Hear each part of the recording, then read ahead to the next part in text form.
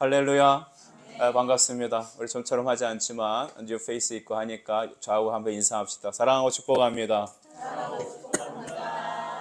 저는 여러분에게 오늘 교회 하나님의 목적을 이루어가는 것이라는 제목으로 함께 말씀을 나누고자 합니다. 우리가 참 교회에 대해서 이래저래 말을 많이 합니다. 근데 점점 생각해 보면 교회 왜 필요하지? 교회는 왜 존재하나? 하나님 우리에게 왜 교회를 주셨지? 라는 생각을 종종 하게 되는 것입니다. 제가 친했던 예전에 그 1년 후배가 있었는데 그 아버지께서 교장 선생님이셨거든요. 근데 신앙이 좋으세요. 매일 성경 읽으시고 기도하시고 근데 교회를 안 다니세요.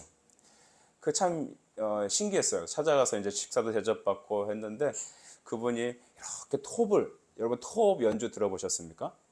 바이올린이랑 비슷해요. 똑같은 활로 막 이렇게 하는데 흉내를 못 내겠어요. 근데 그 모습을 보면서 그분이 이런 고백을 하셨어요. 예전에 교회에서 좋지 않은 모습들을 보신 것 같아요. 여러분, 하나님의 나라는 완전합니다. 주님의 교회는 완전합니다. 그런데 지상의 교회는 부족합니다.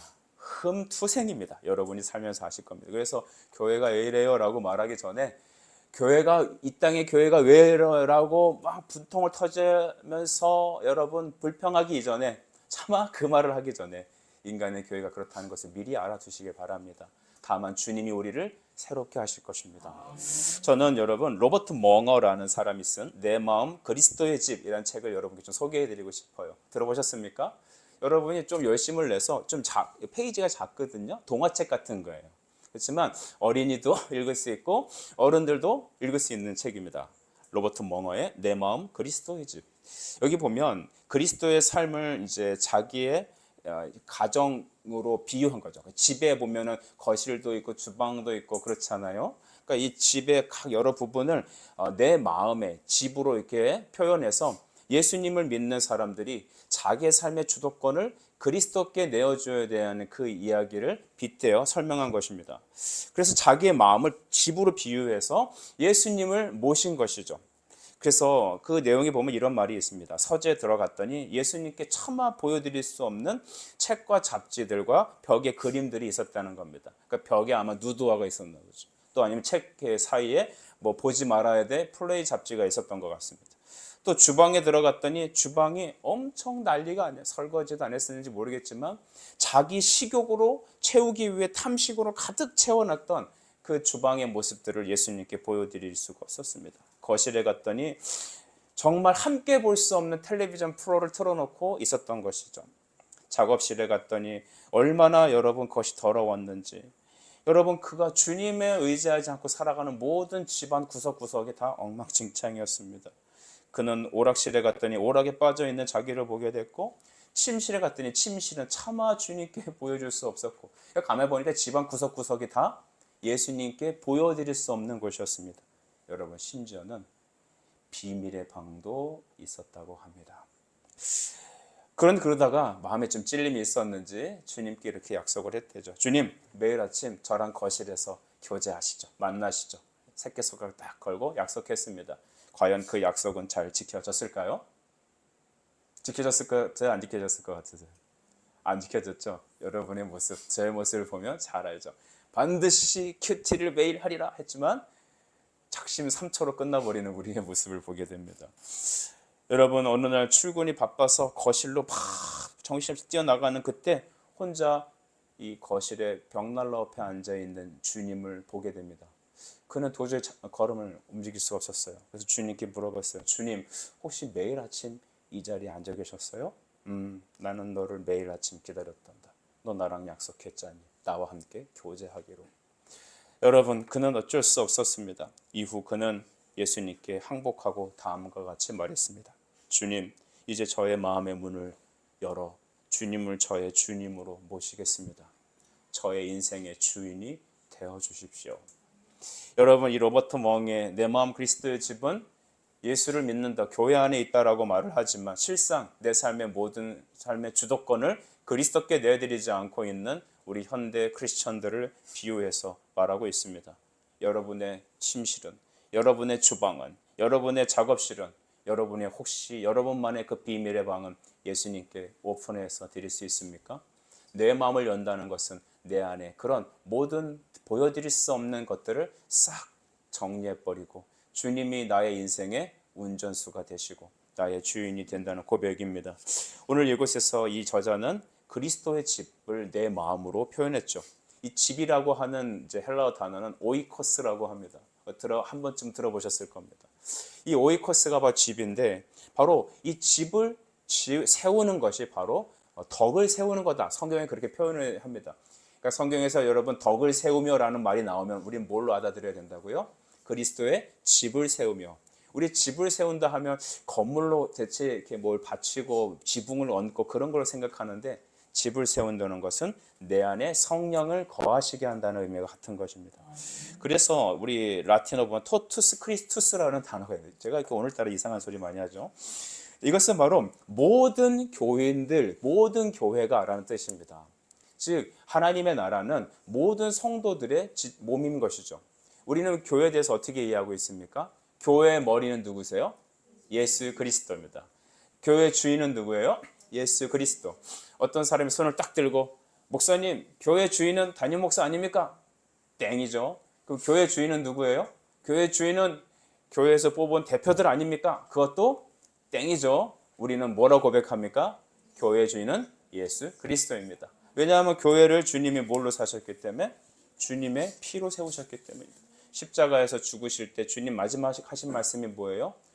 다 이루었다. 테텔레스타이. 모든 죄의 값을 내가 다 지불하고 너를 구속하여 값을 주고 너를 샀어. 여러분 우리는 그런 존재예요. 우리 피로 사신 하나님의 자녀들입니다. 이 세상에서 우리는 어떤 값이 있습니까? 여러분 얼마짜리입니까? 이 자리에서 예를 들어서 명품 옷을 딱 거치고 오면 여러분 그 사람은 명품 값입니까? 한국 사람들이 왜 이렇게 자동차를 비싼 걸 몰고 다닙니까? 어떤 아나운서가 방송국에 딱 들어가는데 국산차를 끌고 옛날 얘기를 해요. 자기가 신입 때 국산차를 끌고 들어가니까 여기 자리 없으니까 나가라고 그랬대요. 근데 그 뒤에 바로 외제차가 쫙 들어오니까 경례를 탁 붙이더라는 것입니다. 옛날에 그랬다는 거예요. 요즘 큰일 나죠. 그래서 자기도 화가 나서 빚을 져서 외제차를 딱 타고 쫙 들어갔더니 바로 프리패스가 됐다는 거예요. 한국의 사람들이 남자들이 왜 여러분 검은색 차 있죠? 그런 거 왜 타려고 합니까? 나의 낮아진 자존감 또 나의 죄 감추고 싶은데 그 영적 가난함을 그래도 외적으로도 좀 여러분 보상받고 싶어 하는 것 같아요. 제가 언제 설교 때 얘기했어요. 비싼 차를 타는 이유는 무엇이다? 뭐가 좋기 위해서? 하차감이 좋기 때문에. 이해하시죠? 우리 새로 오신 분들 무슨 말인지 모르시는 것 같은데 승차감이 뭐예요? 차를 타면 편안한 거죠. 근데 하차감은 뭐예요? 차를 내릴 때 우와 사람들의 그 이목이 있죠. 우와 이런 차 타고 다녀요? 그러니까 그 하차감 때문에 비싼 차를 탄다는 거죠. 여러분 다 아무짝에도 쓸모가 없습니다. 여러분 하나님 우리가 아무리 그런 좋은 차를 타고 다닌들 우리는 항상 우리의 마음 안의 상태를 압니다. 내 마음은 그리스도의 집. 우리 자신은 성령의 집입니다. 예수님의 집입니다. 예수를 믿으면 주의 성령이 우리 안에 거하시니 우리가 성전이 되는 겁니다. 우리 교회에서 좀 기도하고 있는 게 있는데 여러분과 다시 한번 말하고 싶습니다. 기도하면서 하나님께서 우리에게 주신 예배 처소로 나가려고 합니다. 돈이 많이 드는 문제입니다. 어디를 선정해야 되는 문제입니다. 그러나 하나님은 우리에게 가장 좋은 장소를 예비하신 줄 믿습니다. 여러분의 교회입니다. 주님의 교회입니다. 믿음으로 기도하면 다 참여해 주십시오. 기도하십시오. 그러니까 이 얘기를 얼마를 내란 소리냐라고 듣지 마시고 기도로 참여하라는 것입니다. 여러분 그런데 우리가 그 예배 드리는 그 장소를 예배당이라고 그러지 성전이라고 안 한다는 것입니다. 성전은 어디입니까? 바로 여러분입니다. 자 오른손으로 여기 가슴을 2번 터치하며 시작. 저입니다. 예, 손 내리시고 성전이 누구라고요? 나예요. 근데 우리 모습 보면 아까 로버트 멍어의 책처럼 여러분 주님께 보이기 힘든 부분들이 많이 있어요 없어요? 있잖아요. 그러니까 우리는 날마다 기도와 말씀으로 회개하고 주의 말씀으로 청소하는 거예요. 청소할 때 세제는 말씀과 기도다. 다른 것을 닦을 수 없어요. 말씀과 기도로만 거룩해집니다. 오늘 우리 교회에 대해서 오늘 말씀을 듣고 있습니다. 교회는 무엇인가? 교회는 왜 존재하나? 하나님은 이 땅에 왜 교회라는 기구를 주셨나? 그것은 바로 우리가 교회를 통하여 자라가게 하시기 위함인 것이죠. 여러분 우리 구원받을 때 교회에 있어야지만 구원받습니까? 그렇지는 않습니다. 예수의 복음을 듣고 마음으로 믿고 입으로 시인하며 구원을 얻습니다. 그렇죠? 복음을 들으며 구원받는 거죠. 우리는 그래서 선교지에 가서 예수를 전하고 우리 전도의 현장에 가서 예수를 전할 때 그 사람이 그 말씀을 듣고 영접하면 구원받는 거예요. 그런데 여러분 그거 생각하십시오. 애가 태어나자마자 너는 태어났으니 이제부터 네 스스로 자라거라 하면 애는 죽는다 산다? 죽는다. 여러분 꼭 실험을 해볼 필요는 없습니다. 여러분 애는 가만히 놔두면 자라는 게 아니에요. 젖도 먹여야 되고 갈아줘야 되고 병원도 가야 되고 양육이 필요합니다. 하나님은 우리가 이 땅에 예수 믿음으로 주님의 믿음의 선물로 이 땅에 새 생명으로 태어나게 하셨습니다. 그런데 가만 놔두면 안 되는 거예요. 인큐베이터 같은 데 넣어서 미숙아 같은 경우는 키워야 되잖아요. 그리고 어머니 자궁에서 여러분 우리는 잉태하여서 아기가 임신되어서 거기서 10달 동안 쭉 자라서 출산하는 방식으로 우리는 이 땅에 탄생합니다. 아기가 생겼다고 해서 어머니 자궁이 없다면 여러분 그 아기 씨는 죽어버리겠죠. 무슨 말인지 아시죠? 그래서 교회라는 것은 어머니의 자궁과 같은 것이고 교회는 인큐베이터 같은 것이로서 우리가 거듭나고 예수의 이름으로 새 생명이 태어나는 것은 바로 하나님의 은혜로 주어진 것이지만 그것이 자라나고 말씀으로 성숙되고 또한 이 땅에서 하나님의 거룩한 뜻을 행하기 위해서 하나님께서 우리를 창조하신 그 창조 목적을 이루기 위해서 주님은 어떠한 기구를 주셨습니다. 인큐베이터, 어머니 자궁과 같은 곳을 주셨으니 그곳이 무엇이다? 교회라는 것입니다. 교회. 그런데 우리는 오늘날 교회가 무엇인지, 교회는 왜 우리에게 주어졌는지, 이 교회가 얼마나 귀한지, 우리 성도에게 있어 교회를 어떻게 섬기고 교회를 어떻게 여러분 지켜야 되는지에 대해서는 전혀 생각하지 않는 것 같습니다. 이 짧은 설교로, 이 짧은 말씀으로 다 그것을 헤아릴 수는 없겠지만 우리가 교회를 사랑하고 주님이 주신 교회가 어떤 것인지를 이해하는 첫 번째 시간이 되길 저는 간절히 바랍니다. 여러분 교회 주인은 예수 그리스도십니다. 우리 간편 외칩시다. 교회 주인은 예수 그리스도시다. 할렐루야. 우리 날마다 예수님 선포하는 겁니다. 예수님에 살아가는 겁니다. 여러분이 앞으로 뭘 하고 싶습니까? 진로에 대해서 고민이 많죠. 그죠? 우리 중학생들은 아직 그냥 정신이 없어서 고등학교 가면 되는 줄 알지만 고등학생들은 진로에 대해서 고민한단 말이죠. 우리 대학생은 앞으로 내가 어떻게 가야 되는지에 대해서 더 깊이 기도하고 있습니다. 진로는 참 어렵습니다. 그런데 우리의 진로의 목적은 하나입니다. 우리의 타겟은 정해져 있습니다. 예수 그리스도 그분을 위해 살아가는 겁니다. 그리고 그리스도의 교회를 세우기 위하여 여러분은 먹고 마시고 살아가는 것입니다. 여러분은 학교 가는 겁니다. 주님의 교회를 세우기 위해서 나에게 주신 달란트와 은사를 키워서 나가는 겁니다. 그 달란트와 은사 중에 재물도 있습니다. 그래서 단순히 노래 잘하고 뭐 그림 잘 그리고 컴퓨터 잘 다루고 그것만이 재능이 아니라 여러분이 주시는 물질도 여러분의 은사인 것입니다. 여러분이 주는 건강도 은사입니다. 여러분 주님이 주신 건강을 잘 다루시길 축복해요. 그래야 여러분 삶의 현장에서 사역의 현장에서 새벽기도 나오려면 건강이 필요합니다. 새벽기도 나오고 하나님의 일을 섬기려면 자동차도 필요합니다. 다 누가 주신 거죠? 하나님이 선물로 주신 겁니다. 믿고 간구하며 기도하며 여러분이 행하고 있는 지금 현재 일을 충성되게 하다 보면 하나님께서는 그것을 열어주실 겁니다. 다만 여러분의 목적은 오직 예수 그리스도, 오직 하나님의 교회를 세움, 그것을 위해 살아가는 것이죠.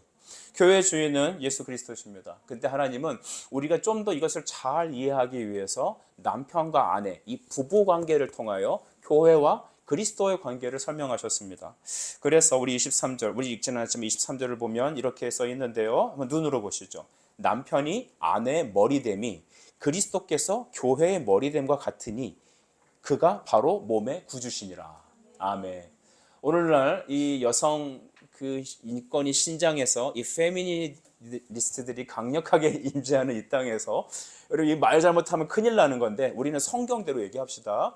여러분 여성과 남성이 이렇게 있다면 여성은 남성에 비해서 열등한 존재입니까? 아니죠. 남자가 힘이 세게 더 좋은 거 아니에요? 아니죠. 그러면 여러분 왜 여자의 그 주인이 머리가 남성이라고 얘기하셨을까요?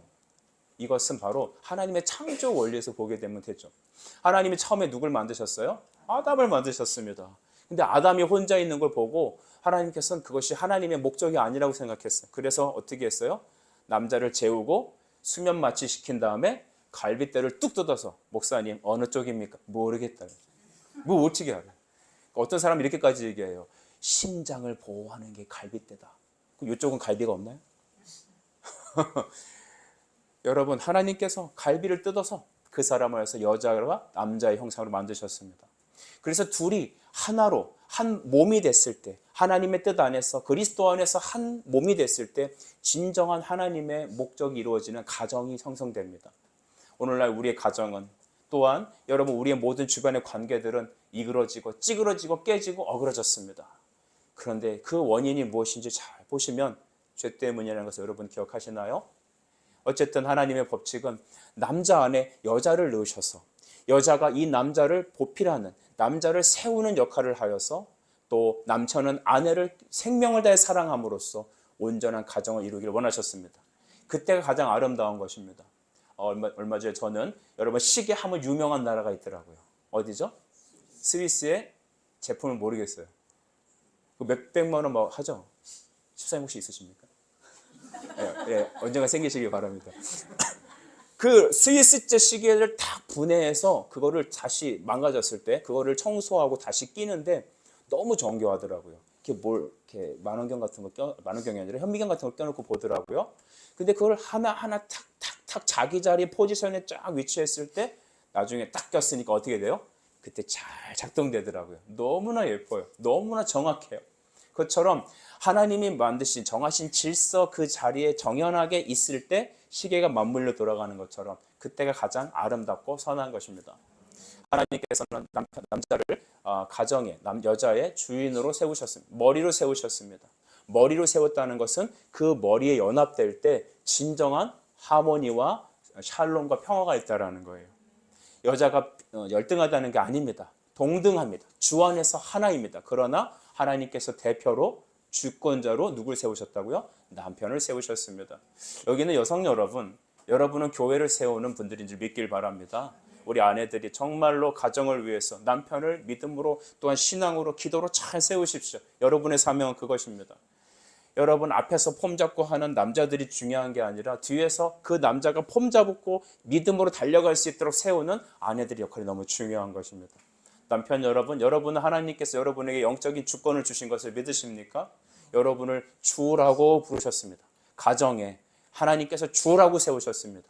주인이 여러분 말씀을 떠나서 세상으로 살아가면 가정은 모두 다 흔들리게 돼 있죠. 그러나 걱정하지 마세요. 이제부터 하나님이 여러분의 주를 예수로 영접하고 여러분의 인생을 내어드릴 때 여러분은 하나님께서 다스림을 받고 여러분은 가정과 교회의 리더가 될 줄 믿습니다. 하나님의 원칙은 이와 같이 남편의 역할을 그리스도의 역할로 설명해 주십니다. 그래서 아내는 남편에게 복종하라고 하셨습니다. 이게 굉장히 우리 마음에 많이 와닿지 않는 거죠. 우리 아내 여러분, 저를 한번 보십시오. 남편이 다 여러분 성경적으로 살아갑니까? 경제적으로, 정서적으로 여러분을 그렇게 다 온전하게 주라고 불릴 만큼 이렇게 완벽하게 살아가십니까? 정답은 아니오시다입니다. 저 역시 아닙니다. 그런데 그렇게 주로 살 만큼 합당한 퀄리티가 자격이 있어서 주라 부르는 게 아닙니다. 주님은 하나님께서 남편에게 주라고 권위를 주셨기에 너는 그에게 복종하라는 것입니다. 물론 뭐든지 복종하라는 것은 아닙니다. 절 따라서 한번 하시죠. 주 안에서 복종하라. 예, 남편이 하나님 말씀이 아닌 그리스도의 신앙이 아닌 어떤 가정의 건강과 안위를 깨트리는 것에서는 따라갈 수 없는 겁니다. 그러나 그 남편이 하나님 말씀에 붙들려서 믿음으로 여러분 살아가야 할 때 그에게 복종하고 그를 세워주는 것, 그것입니다. 교회도 마찬가지입니다. 여러분, 우리 성도들은 예수 그리스도의 신부입니다. 교회는 예수님의 신부죠. 우리는 우리 신랑이신 그리스도께서 이 땅에 우리를 데리러 오실 그 혼인잔치를 기다리는 성도와 같습니다. 목사님, 저는 남자인데요. 여기서 말하는 남자 여자 이 땅의 성비가 아니라 영적으로 우리가 신부라는 것입니다. 여러분, 신부는 목적은 그것입니다. 신랑이신 예수님을 주라 고백하는 것입니다. 때로는 하나님이 내 인생에 합당하게 내가 필요한 모든 것을 다 채워주지 않으시는 것 같은 때가 있습니다. 어떠세요? 여러분의 인생을 한번 생각해 보시죠. 여러분이 쓰기 합당한 모든 재정을 다 주님은 주십니까? 여러분이 하고자 하는 그 일들 때로는 여러분 하나님께 다 허락하십니까? 더 문제는 왜 남들과 같이 평탄하고 화목하고 정말로 기쁨의 가정을 때로는 내가 누리지 못할 때도 있습니다. 여러분, 저도 인생을 돌이켜보면 저도 아버지가 계시고 어머니가 계셨지만 저의 어린 시절, 청소년 시절엔 힘들었던 시절도 있었습니다. 저의 청년 시절은 정말 하나님, 내일은 제가 제발 눈을 뜨지 않고 주님 나라에 있었으면 좋겠다고 기도를 수년간 해왔던 경험도 있습니다. 그런데 깨달았습니다. 여러분, 하나님은 여러분이 고통스러워하는 그때 그것이 하나님의 뜻이 아니라는 것. 하나님은 여러분이 당하고 있는 그 말로 다 할 수 없는 애통함과 힘겨움을 하나님께서는 외면하지 않으시고 그 현장에서 함께 계신다는 겁니다. 다만 하나님의 뜻에 따라서 하나님의 때에 그것을 풀어주시고 그것을 바탕으로 하나님은 여러분의 그 다음 인생을 이끌어 가실 것이죠. 하나님께서 내가 원하는 걸 다 해주지 않으신다고 하나님이 나의 하나님이 안 되는 것은 아닙니다. 우리가 기독교 신앙을 잘못 좀 배우는 것 같아요. 우리가 보면 예전에 이소부화나 그런 거 보면 도깨비가 나와갖고, 그죠? 착한 일을 하니까 야, 너 참 착하구나. 너의 소원 3가지를 해봐라. 그래서 금 나와라 하면 뭐 금 나오고, 그죠? 도깨비여 나에게 오셔서 돈을 주세요 하면 돈 다 갖다 놔주고, 색시를 주세요 하면 색시가 딱 생기고, 와, 색시 너무 예쁘다. 그래서 예수님도 내가 기도하면 색시가 생기고 내가 하면 이렇게 되겠지. 이걸 기독교로 생각한다면 큰 여러분 오차입니다. 하나님은 다 들어주지 않으시기 때문이죠. 예전에 제가 신학교 때 기도를 하는데 제 옆에서 어떤 분이 기도를 해요. 여러분, 기도한다는 것은 좋은 거 아니겠어요? 특히 제가 밤 9시 기도 시간 정해놓고 기도를 했는데 옆에서 누가 그 산에 올라와서 같이 기도를 해요. 기도하는데 막 들려. 안 듣고 싶은데 들릴 때 있죠. 막 옆에서 기도를 하는데 뭐라 기도하냐면, 하나님, 저는 165 이상의 여자를 만나길 원합니다. 정말 불을 켜서 몇 센치인지 재보고 싶었어요. 너는 몇 센치인데 그러냐. 주님, 저는 몸매가 사이즈도 얘기해. 좀 안 그랬으면 좋겠어요. 저는 그리고 그 여성이 그 얼굴이 좀 어떻게 예뻤으면 좋겠대. 자기 또 취향도 있어. 거기다가 또 이 여성이 직업도 얘기해. 주님, 이 자매가 저의 와이프 될 사람이 초등학교 교사였으면 좋겠대. 서울 초등학교 최근의 사태를 모르는 그때 그분의 기도는 초등학교 교사가 돼서 왜인지도 설명을 해요. 그래야 제가 방학 때 저와 같이 사역도 할 수 있고 놀아줄 수도 있고, 대신 경제적으로 유익하니까 몇 센치, 몸매는 어떻고 얼굴은 어떻고 그 다음에 직업은 뭐고, 이거를 써왔나 봐. 외웠는지 썼는지 이렇게 읽으면서 기도를 해요. 여러분, 그게 기독교입니까? 아니죠. 제가 기도 끝내고 꼴밤을 때려주고 가고 싶었는데 그러지 못하고 내려왔어요. 여러분, 우리가 기도할 때 여러분, 하나님이 내 기도에 다 이렇게 들어주셔야지 하나님이신가요? 그건 아니거든요. 하나님은 나의 주님이십니다. 그럼에도 불구하고 그리 아니하실지라도 그는 나의 주이시다. 그가 예수 당신의 피로, 그 아들의 피로 우리를 구원하셨기 때문입니다.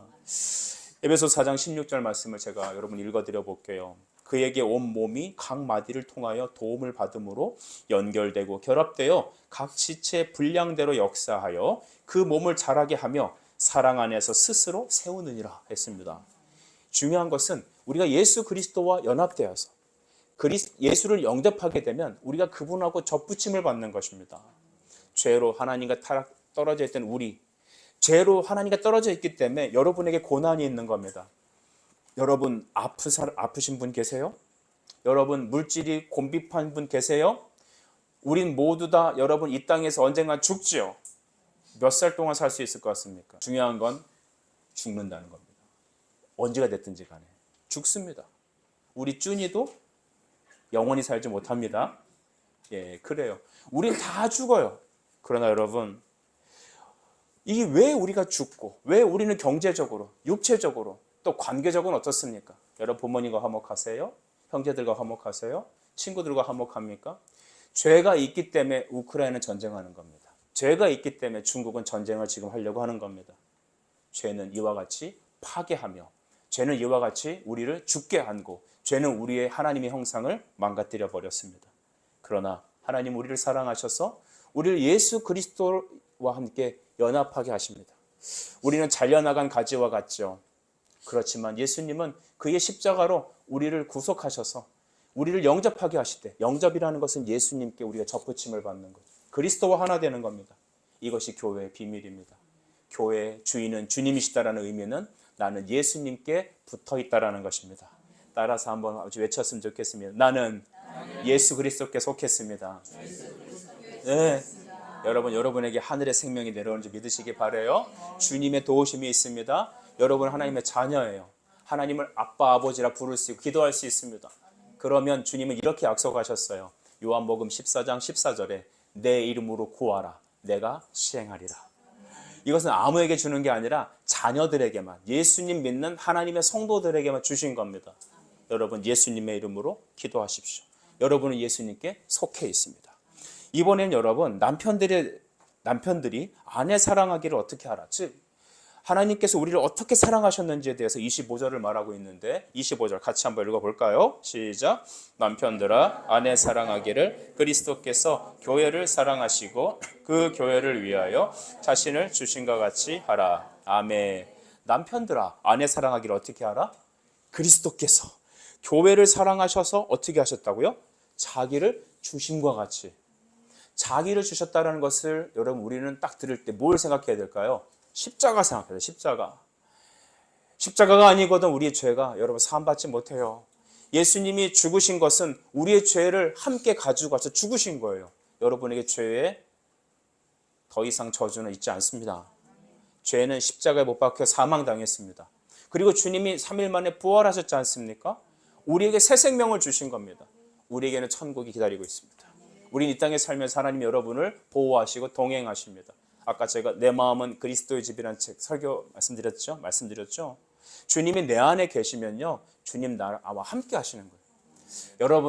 여러분이 필요할 때만 하나님이 와서 도와주길 원합니까? 하나님이 범사에 나와 함께 하길 원하십니까? 범사에 함께 하길 원하십니까? 여러분이 잘 때도요, 여러분이 혼자 무엇인가를 볼 때도요, 여러분이 무엇을 선택할 때도 하나님은 여러분과 함께 하길 원하시는 겁니다. 근데 대부분 사람들은 내가 필요할 때만 하나님이 와서 도와주기를 원합니다. 그리고 일상생활할 때는 주님 저의 프라이빗한 공간을 좀 이해해 주시고 거기 계십시오. 하나님한테 거기 계시라고. 대신 하나님은 내가 SOS를 칠 때만 와서 도와주는 그런 하나님이 진짜 하나님이라고 생각을 하는 것 같아요. 하나님은 여러분을 항상 도우십니다. 함께 하십니다. 그래서 하나님께서는 우리에게 남편이 되시는데 그 남편 되신 예수님이 우리를 어떻게 사랑하셨습니까? 교회를 위하여 자신을 주심과 같이. 남편이 아내를 사랑할 때는 어떻게 해야 된다고요? 예수님께서 자기를 주심과 같이 사랑하는 것입니다. 우리가 연애할 때는 그런 말도 안 되는 소리를 합니다. 저 하늘의 별을 따다 너에게 줄게. 그러면 여자는 말하죠. 별은 됐으니까 좀 다야부터 갖고 와봐. 근데 그럴 능력이 안 되죠. 저 하늘의 별을 따다 너를 줄게. 그때는 이제 여자를 데려다 줘도 피곤하지가 않대요. 그러니까 1시간 동안 걸어서 데려다 줘도 막 1시간이 한 10분 같아. 근데 결혼하고 나면 10분 같이 가는 거는 굉장히 큰 골고다길이 되는 거예요. 이게 다 인생이에요. 근데 주님은 뭐라 인생하냐면 너의 호르몬이 허락하는 한 사랑해라가 아닙니다. 주께서 교회를 위하여 주께서 오늘 이 자리에 앉아 계신 여러분 한 사람 한 사람을 위하여 십자가에서 피 흘려 죽으시기까지 자기를 주신 것 같이 너는 그렇게 사랑하라는 것입니다. 여러분 하나님이 우리를 얼만큼 사랑하시는지 그 하나님의 사랑을 우린 다 말로 형용할 수가 없는 것이죠. 우리 찬송가 중에 이런 찬양이 있습니다. 하늘을 두루마리 삼아 바다를 먹물 삼아도 그 크신 하나님의 사랑을 다 기록할 수 없겠네. 오 하나님의 크신 사랑 측량할 수 없습니다. 영원히 변치 않는 사랑, 우리 그 사랑을 찬양합시다. 영원히 우리가 천국에 살 찬양은 무엇입니까? 나 같은 죄인을 구원하신 하나님의 놀라운 사랑입니다. 여러분이 결혼 안 하신 분도 계시고 결혼하신 분도 계신데 자녀를 갖고 있는 분이라면 저는 이렇게 질문하고 싶습니다. 하나님께서 내가 너에게 준 딸, 눈에 넣어도 안 아픈 그 예쁜 아이, 나를 위해서 모리아 산에 가서 번제로 바치거라. 그러면 예스 하겠습니까? 다음부터 교회를 옮기겠습니까? 나는 아버지들이 그 글 좀 묵상해 봤으면 좋겠다. 우리 어머니들, 여러분에게 자식은 생명보다 귀한 존재 아니세요? 맞죠? 아무리 커도 엄마한테 와서 물어봐요. 정말 당신의 생명보다 내가 귀하냐고. 어머니는 눈물 흘려 말할 거예요. 그래, 나는 내가 죽어도 너를 살리고 싶다. 여러분, 그것이 부모의 마음이거든요. 근데 하나님은요, 나 같은 죄인을 살리기 위해서 당신의 외아들을 십자가에 내어주셨습니다. 사랑이 무엇인지, 하나님의 그 크신 은혜가 무엇인지 우리가 어떻게 형용하겠어요? 그래서 십자가에 드러나는 것입니다. 여러분, 하나님께서 우리를 어떻게 사랑하셨다고요? 아들을 십자가에 내어주시기까지 우리를 사랑하셨다는 것입니다. 남편들이여 너희 아내를 어떻게 사랑하라고요? 그리스도가 교회를 위해 자기를 주심과 같이 사랑하라는 것. 여러분, 이 사랑은, 그러므로 우리 부부 간의 사랑은 여러분 우리의 제정신으로 할 수 있는 사랑입니까? 우리의 이기적인 생각으로 할 수 있냐는 말입니다. 중학생 아이들 특징을 보니까 이렇더라고요. 이거 내가 왜 해야 돼요? 왜요? 여러분 다 그렇게 물어보지 않아요? 이거 왜 해야 되는데요? 쟤는 했어요? 지금 이거 왜 해야 되는데요? 우리는 그렇게 이기적인 사랑을 갖고 있다. 나만 사랑하고 내 자식만 사랑하고. 그러니까 여러분 교회도 그렇게 보는 겁니다. 하나님이 피로 사신, 주의 피로 사신 교회. 교회는 여러분 건물이 아니라는 거 아시죠? 교회는 여러분이에요. 여러분이 그리스도와 연합됐잖아요. 아멘. 여러분이 예수님과 하나 되셨잖아요. 그래서 여러분을 교회로 살리셨잖아요. 죽은 나를 하나님이 살리셨잖아요. 그래서 여러분을 통하여 하나님이 계획하신 그 일들을 이루어 가기를 원하시고 계십니다. 그렇죠? 교회는 바로 어떻게 무엇으로 세워졌습니까? 하나님의 사랑으로 세워졌습니다. 십자가로 세워주셨습니다. 예수님이 십자가 달리실 때 이렇게 외치셨어요. 엘리 엘리 라마 사박다니. 내 하나님 내 하나님 어찌 나를 버리십니까? 그 처절한 외침에도 하나님은 여기 있는 죄인을 사랑하셔서 생명 주시고 예수 그리스도를 통하여 나와 하나된 몸으로 만드시기 위해서 우리를 교회로 불러주셨습니다. 우리 교회는 왜 개척되어야 합니까? 우리 교회는 왜 부흥해야 합니까? 우리는 왜 교회를 세워야 합니까? 우리 자신이 교회이기 때문이죠. 그리고 이제는 교회는 토탈 토투스, 즉 모든 성도들이 함께 그리스도와 함께 한 지체이기 때문입니다. 저는 교회론에서 이 말이 너무 중요하다고 생각합니다. 여러분, 저는 머리가 있습니다. 그리고 팔과 다리와 몸이 있습니다. 여러분도 각 몸이 있을 겁니다. 만약에 여러분에게 눈이 하나 없다고 가정해 봅시다. 눈이 하나 있으니까 눈이 하나 없어도 괜찮습니까? 제가 아는 권사님께서 충격으로 눈이 한쪽이 실명이 하셨는데 한쪽 눈으로 다니시다 보니까 자꾸 넘어지신다는 거예요. 여러분, 귀가 두 개니까 하나 없어도 될까요? 우리 안에 여러분 장기가 두 개니까 하나 좀 빼도 되겠습니까? 좀 팔이 하나 없어도 죽습니까? 죽지는 않아요. 그러나 우리 몸 안에 어느 한 지체라도 그것이 여러분 사라지거나 망가져 버리면 다른 모든 지체가 고통하며 괴로워하며 그것이 회복되기 위해서 모든 에너지를 집중한다는 것 여러분은 아시나요? 우리는 어쩌면 우리는 얼마 되지 않은 성도들이라 뻔히 다 보입니다. 누가 나왔고 누가 어떻고 지금 어떤 상황이 있고. 근데 우리가 조금만 한 교회가 사이즈가 커지기만 하면 당신 아니더라도 다른 사람 있으니까 뭐 그러든지 말든지 나는 상관 안 합니다. 만약 그것은 교회론이 잘못된 것입니다. 성도 한 사람은 주님의 피로 사신 주님이 주님의 것입니다. 그는 우리의 지체입니다. 내 몸에 몸뚱아리 하나가 아파도 나는 견딜 수 없고 그것을 회복시키기 위해 모든 장기들이 집중한다는 것을 기억한다면 여러분은 그리스도의 눈이며 그리스도의 머리며 그리스도의 손이고 그리스도의 발이고 그리스도의 손목이고 예수님의 심장인 거예요. 그 하나가 잘못되면 안 되는 거예요.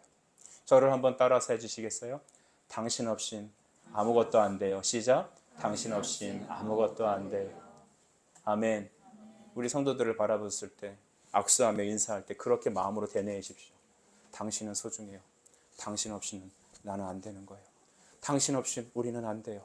당신 없이는 안 되는 겁니다. 당신은 하나님의 존귀한 사람입니다. 이 자리에서 여러분 누가 돈이 많은 사람이었다 칩시다. 가끔 제가 교회에서 몇 번 말씀드렸는데 제가 그런 권사님 만난 적이 있어요. 막 뭐 하는데 교회에서 재정이 어려울 때 있잖아요. 뭐 몇백만 원 들고 막 그러니 뭐 못하고 그러면 뒤에 손 들어요. 얼마면 됩니까? 그리고 바로 계좌를 싸죠. 막 여러분 그런 분들이 만약 교회 오시면 어떻게 할까요? 어서 오십시오. 이 자리에 앉으십시오. 애들은 가라. 다 피우고 여기 앉으십시오. 그런데 허름하고 연세 들고 아무 도움이 안 될 것 같은 인간적으로 말입니다. 그런 분들이 오면 오든지 말든지 여러분 실제적으로 우리는 그럴 때가 많이 있지 않습니까? 어떤 교회는 백인들만 모이는 교회가 있을 수 있습니다. 어느 교회는 여러분 사자 붙은 사람만 모일 수 있습니다. 어느 교회는 여러분 소득 수준이 어느 정도 이상 사는 사람들 모일 수 있습니다. 물론 가난한 사람이 들어왔다 내보내지는 않지만 그들 사이에서 견디지 못하고 튕겨져 나갈 수도 있습니다. 그는 그리스도의 몸된 교회를 이해하지 못하는 것입니다. 여러분, 남편들아 아내 사랑하기를 자신을 주심과 같이 사랑하라. 우리는 어떤 사람들이라고요? 예수님의 생명을 받아 살아난 사람들입니다. 여러분, 그 교회를 주님은 거룩하게 하십니다. 26절을 보시면 이는 곧 물로 씻어 말씀으로 깨끗하게 하사 거룩하게 하시고. 아멘. 여기 물로 씻어라는 의미는 뭐냐면 세례를 의미하기보단 성령으로라는 것입니다. 디도서 3장 5절에 우리를 구원하시되 우리가 행한 바 의로운 행위로 말미암지 않고 오직 그의 긍휼하심을 따라, 긍휼은 사랑이에요. 불쌍히 여김을 따라 중생의 씻음과 성령의 새롭게 하심으로, 성령께서 우리 안에 오셔서 새롭게 하신다는 거예요. 그러니까 성령이 역사하시기 위해서는 반드시 무엇이 있어야 될까요? 말씀 선포가 있어야 합니다. 말씀 선포와 함께 기도의 자리에 나가서 하나님의 은혜를 캐고 구할 때 하나님은 우리를 깨끗게 하시고 정결하게 하신다는 겁니다. 하나님은 교회를 어떻게 하신다? 깨끗하게 하신다. 무엇으로? 그의 성령의 물로, 성령으로 갖게 하신다는 겁니다. 여러분, 앞이 선명하게 안 보일 수 있습니다. 왜요? 지금 창문이 닦여져 있지 않기 때문이죠. 미래를 밝히 보기 위해서, 선명하기 위해서는 기도와 말씀으로 닦아내야 됩니다. 여러분에게 예배가 그쳐지지 않길 축복합니다. 매일매일 기도와 말씀의 삶이 끊어지지 않기를 바랍니다. 기도와 말씀으로 하나님과 나 사이 교통이 깨끗해져야 합니다. 그리고 나서 이렇게 깨끗하게 만들어주신 교회를 통하여 무엇을 하시느냐? 27절을 같이 읽습니다. 시작. 자기 앞에 영광스러운 교회로 세우사 티나 주름 잡힌 것이나 이런 것들이 없이 거룩하고 흠이 없게 하려 하심이니라. 아멘. 우리를 영광스러운 교회로 세우사 점도 티도 없는 존재로 만드시겠다. 여러분, 우리는 이 땅에 살면서 점이나 티나 흠이 없습니까? 저는 흠결이 없습니까? 많죠. 우리 여성분들은 왜 화장을 합니까? 티가 있기 때문입니다. 죄송합니다. 이렇게 가리켜서.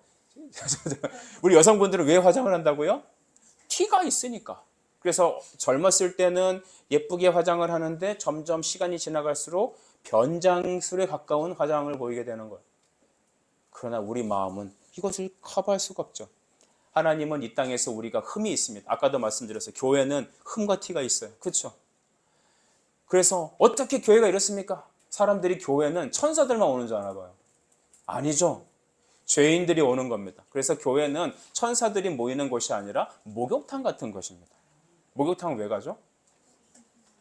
집에서 정갈하게 목욕제기하고 목욕탕 가는 사람은 없을 겁니다. 때 밀러 가는 겁니다. 때를 언제 밀어봤습니까? 여러분, 때 밀러 가는 거예요. 교회는 왜 간다고요? 하나님 말씀 듣고 죄인이 회개하고 우리가 하나님의 성령으로 깨끗해지기 위해서, 하나님 앞에 점과 티와 흠도 없는 하나님의 영광을 바라보는 예배자로 세우기 위해서 교회에서 모이는 거죠. 그리고 우리가 마지막 흠도 점도 티도 없는 완전한 성결한 존재가 되는 그날은 우리가 이 땅에 죽어 그리스도 앞에 서는 그때입니다. 그때까지 하나님은 우리를 깨끗이 닦으시고 역사하는 겁니다. 저는 오늘 말씀을 정리하면서 하나님은 교회를 왜 주셨는가? 교회는 바로 하나님께서 갓 태어난 우리를 그 나라에 가는 그날까지 흠과 점과 티도 없는 거룩한 존재로 세워가시고 닦으시고 키우시기 위하여 어머니의 자궁과 같이, 인큐베이터와 같이 이곳에 넣으셔서 성도들과 함께 교제하고 어려울 때 서로 끌어주고, 때로는 어떤 사람 때문에 낙심과 시험을 받을 때도 있겠지만 그를 통하여 주님을 바라보고 우리의 인격과 우리의 신앙의 모습이 점점 닦아져가는 겁니다. 야곱이 변해서 이스라엘로 바뀌듯 아브라함이 변해서 아브라함으로 되듯이 하나님은 우리가 교회를 통하여 그렇게 행하신다는 것입니다. 여러분, 그래서 교회에게 주신 사명이 있습니다. 너희는 교회를 세워라. 교회를 보살펴라는 것입니다. 마태복음 28장 20절에 보게 되면 주님 마지막 이런 명령을 하셨거든요. 내가 내게 분부한 모든 것을 가르쳐 지키게 하라 했습니다. 여러분, 교회가 세워지는 것은 무엇으로? 말씀을 가르치는 것입니다. 지키게 하라는 것은 여러분 서로 목양하는 겁니다. 섬겨주는 것입니다. 이제 저는 말씀을 마치겠는데, 많은 분들이 교회를 마치 내가 다니는 식당과 같이, 편의점 같이 내가 언제든지 바꿀 수 있고 언제든지 갈 수 있다고 생각하는 것 같습니다. 어느 교회를 선택할 때도 때로는 여러분 우리는 어떻게 선택합니까? 교회를 선택할 때는 우리가 정말 우리의 코드에 맞는, 그래서 요즘 한국 교인들은 오늘은 이 교회 내일은 저 교회 이렇게 왔다 갔다 하는 사람도 있는 것 같습니다. 또 내 마음에 맞지 않는다면 쉽게 떠나기도 하는 것 같습니다. 오늘 이 자리에 두 사랑하는 친구들이 왔는데 두 분이 말씀을 따라 같이 한 교인 되기 위해서 온 줄 믿습니다. 너무 잘 오셨습니다. 여러분, 우리는 작은 모임입니다. 그러나 하나님께서는 우리를 점점 하나님의 교회로 키워주실 겁니다. 여러분이 먼저 교회가 되어주시길 바라요. 주님의 교회를 귀히 여기십시오. 예수님의 사랑으로 말씀에 순종하고, 이제는 그리스도가 우리에게 생명 주신 사랑처럼 우리도 이웃을 내 자신처럼 사랑하며 그 앞에 서는 그날까지 우리는 정말 날마다 거룩해지고 말씀으로 바뀌어갈 것입니다.